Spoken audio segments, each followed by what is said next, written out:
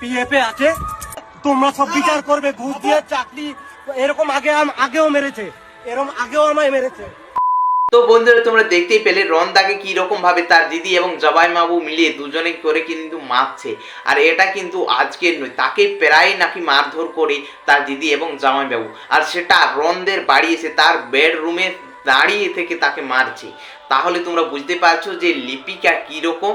অনেকে কিন্তু তার মিষ্টি মিষ্টি কথার জন্য ভাবে যে সে সত্যি কথা বলছে। তো বন্ধুরা, তোমরা জানতে পারলে যে কিরকম, আর আসল ঘটনাটা কি, চলো তোমাদেরকে একটু প্রথম থেকে জানিয়ে দিই।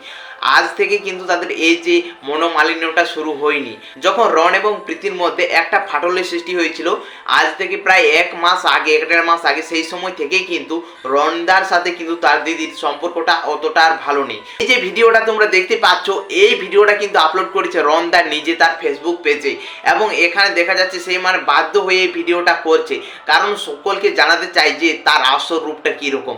যে লিপিকা অনেকের সামনে সে ভালো সাজে, ব্লগ চ্যানেলে সে ভালো সাজে, তো সেটা তোমরা হয়তো বুঝতে পেরে যাচ্ছ যে অ্যাকচুয়ালি সে কিরকম মেয়ে। অনেকে কিন্তু প্রথম থেকেই তাকে অনেক বাজে বাজে কথা বলতো, এটা কিন্তু একদম ঠিক কথাই বলতো, কারণ রন এবং প্রীতির মধ্যে যে বিচ্ছেদটা হয়েছিল সেটার কারণ নাকি দায়ী ছিল এই। অনেকটাই কিন্তু এখন আস্তে আস্তে সমস্ত কিছু কিন্তু বোঝা যাচ্ছে যে সত্যি তাদের যে এই ভুল বোঝাবুঝি হয়েছিল রন এবং প্রীতির মধ্যে, এটার কিন্তু মেন কাজটা ছিল কিন্তু তার দিদির।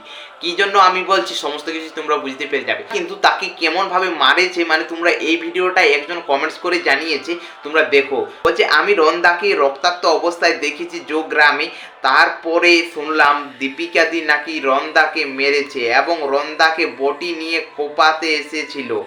মানে ভাবো কতটা ভয়ঙ্করী মহিলা হলে এরকম বটি নিয়ে যায় তার ভাইকে মারার জন্য। এমনকি বলছে তাদের পিছনের বাড়ি থেকে এক কাকি বাঁচাতে গিয়েছিল, সেই সময় তার গায়ে কোপটা পড়ে, কাকির কপালে 6টা সেলাইও পড়ে। মানে ভাবো কীরকম একটা ডেঞ্জারাস মহিলা। অনেকে বলে না যে সে খুব ভালো, সে ব্লগে এসে বলে যে আমার ভাই খুব ভালো, আমার মানে মানে নিজেকে একদম ভালো সাজার চেষ্টা করে, কিন্তু তার আসল রূপ কিন্তু সবার সামনে চলে এলো। রন্দা বলতেছিল যে তোর বর তো ঘুষ পেয়ে চাকরি পেয়েছে, কি স্বীকার করছে? তখন সে নিজেই স্বীকার করলো, এবং তারপরে তার যখন ফটো দেখাচ্ছে সেই সময় সে মানে রীতিমতো রেগে গেছে। যদি কিন্তু দেখা যাচ্ছে যে রন্দার গালের কিন্তু একটা দাগ রয়েছে, এবং সেটা মনে হচ্ছে তার মারধর আগে হয়েছে। তার ভিডিওটা কোনো রকমে ফোনটা অন করে একটু ভিডিও করেছে, তো ওই একটুকুর মধ্যেই কিন্তু আমরা বুঝতেই পেরে যাচ্ছি তার দিদির ক্যারেক্টারটা কিরকম। তো বন্ধুরা, ওই ভিডিওতে কিন্তু সকলে গালাগালি করছে রন্দার দিদিকে। কি বলছে জানেন? চলো তোমাদেরকে একটু জানিয়ে দিই। একজন যেমন কমেন্টস করে জানিয়েছি কি অবস্থা, ওর দিদি যে একটা এখানে দজ্জাল সেটা আমি আগে থেকে বুঝতে পেরে গিয়েছিলাম। ফ্যামিলির একজন এরকম খারাপ দেখেই প্রীতি বাড়ি থেকে বের হয়ে গেছে। এখন তোমরা হয়তো সকলে জানো যে প্রীতি কিন্তু তার বাপের বাড়িতে রয়েছে, অর্থাৎ সে বনগাঁয় রয়েছে। তার কিন্তু এখানে সে নেই, কারণ এখানে রয়েছে রন্দার দিদি এবং জামাইবাবু, মানে সেখানে এসে রন্দাকে মারছে তার বেডরুমের সামনে। সেই জন্য কিন্তু প্রীতি আর থাকতে চাইছে না। তার ভিডিও নিয়েও কিন্তু তাকে অনেক টর্চার করে। অন্য আরেকজন যেমন কমেন্টস করে জানিয়েছে, এইবার সত্যিটা জানা গেল রনের দিদি মোটেও ভালো নয়, প্রীতিকেও অনেক টর্চার করতো ভিডিও করার সময়, ভালো দেখায় নিজেকে। এটা ঠিক, নিজেকে কিন্তু তার ব্লগগুলো দেখলে তোমরা বুঝতে পেরে যাবে যে সে নিজেকে কতটা মানে সাধু। অ্যাকচুয়ালি সে ভাইরাল হয়েছে রন এবং প্রীতির জন্যই। তাকে প্রথমে কেউ চিনতো না, রন এবং প্রীতির থ্রু দিয়েই কিন্তু তাকে সকলে চিনেছে।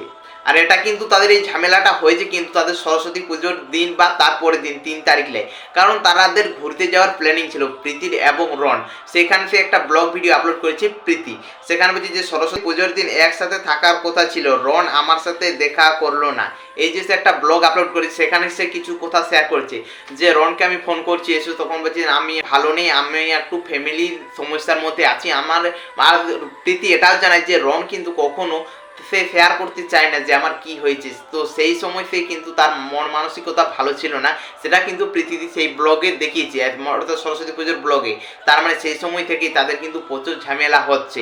তাই তো এই ব্লগটাতে, অর্থাৎ প্রীতিদির এই ব্লগটাতে একজন কমেন্টস করে জানিয়েছে, দিদি ভাই আজকে ফেসবুকে একটা ভিডিও দেখলাম, আসলে এই ভিডিওটার কোথায় বলছে যে রন দাদা দিদি আর তার ফ্যামিলির কিছু মানুষ রন দাদাকে মারধর করছে, গালে কাটা রক্তের দাগ, কি হয়েছে গো দিদি ভাই দয়া করে আমাদের সাথে শেয়ার করো। অনেক হয়ে গেছে, আমরা অপেক্ষা করে আছি।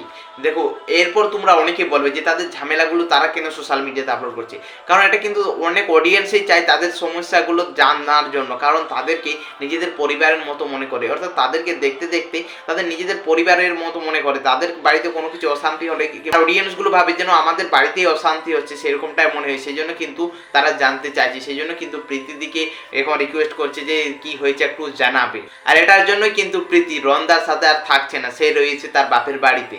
তো বন্ধুরা তোমরা জানতেই পারলে যে রন্দার দিদির আসল রূপ। তো বন্ধুরা আজকের ভিডিওটা আমি এখানে শেষ করছি। চ্যানেলে যদি নতুন হয়ে এসেছো তো অবশ্যই চ্যানেলটি সাবস্ক্রাইব করে দেবে। তো দেখা হচ্ছে নেক্সট ভিডিওতে খুব তাড়াতাড়ি। ততক্ষণের জন্য সকলে ভালো থাকবেন, সুস্থ থাকবেন। চলো বাই বাই।